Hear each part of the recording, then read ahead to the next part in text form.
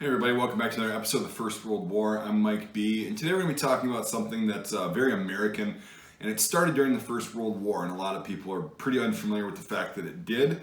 So I'm just going to talk about it a little bit, and kind of the history of it during the war, and then how it kind of just give you a brief thing of what happened later on after the war. So we're going to be talking about the service flag, or the better known today as the Blue Star flag. You can see it right here. I'll put a picture up if you've never seen one, if you're from another country and you don't know about this.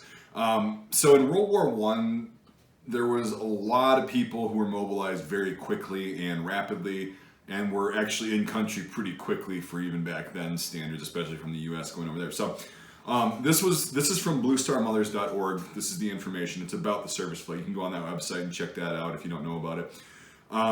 So the service flag, also called the Blue Star flag, was designed and patented by World War I Army Captain Robert L. Kuiser of the 5th Ohio Infantry, who had two sons serving on the front line. So that's directly from the website. And basically, this was intended in the First World War, during the First World War in the United States, as a symbol for parents to put like in their window or display in their house, a blue star for every child who was serving overseas or in the war. As far as them being stateside and whatever, I don't know how many people started doing that. I know they do it now, which is kind of not what it was originally intended for, because this captain that designed and patented this flag had two sons serving like in France on the front lines. So that's kind of what it was made for, is for being actually involved in a war.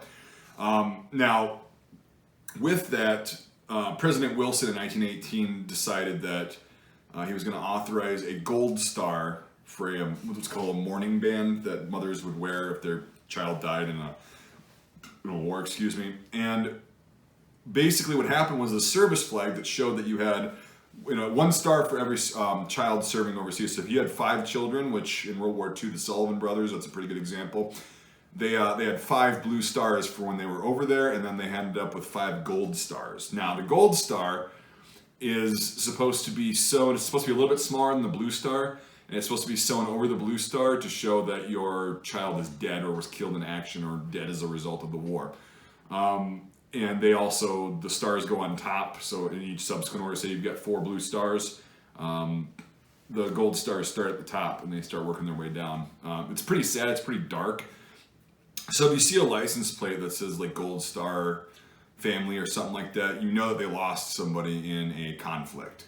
And it's a pretty somber thing, but I was pretty appreciative of that. And in World War II, it was extremely common, because in World War I, it was just kind of starting, and a lot of these were handmade.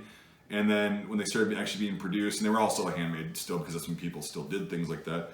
In the Second World War, they were extremely more popular, but in the First World War is when it actually started. So you'd start seeing houses that had, you'd walk up, and mail delivery guy, milkman or whatever, walk up and you see this blue star in the window with 1, 2, 3, 4, 5, 6, 7, however many stars for however many people were actually serving overseas. And it started to become a national symbol of, okay, during wartime, this is what we do. My great grandmother, right? Yeah, my great grandmother on my mom's side.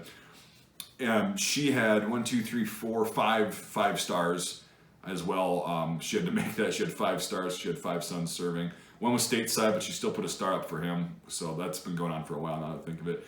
But yeah, 4 sons that were serving overseas. So yeah, you'd see that. Nowadays, you see a lot of, just single and double stars. And a lot of people leave them on after the person comes home. It's supposed to be like, okay, if they come home at the end of the conflict, or they come home, they're wounded or whatever, but they're still alive, you're supposed to take the flag down and show that, you no longer have somebody over there. Symbol of support. And that's what it was during the First World War too. And yeah, so anyway, I'll keep this video nice and short, because it's just kind of an interesting subject that's very American. And I don't think any other country does something exactly like this. I know Germany, they gave out like crosses and stuff like that. They gave out awards.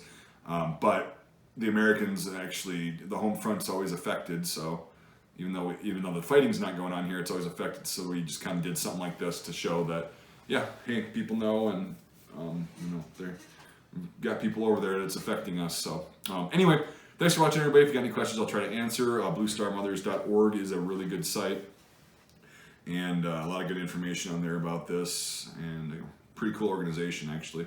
So anyway, not really I was not paid by them. I'm just saying, like, I like the organization. So Anyway, thanks for watching, and consider supporting me on Patreon. It helps me get props and stuff like that.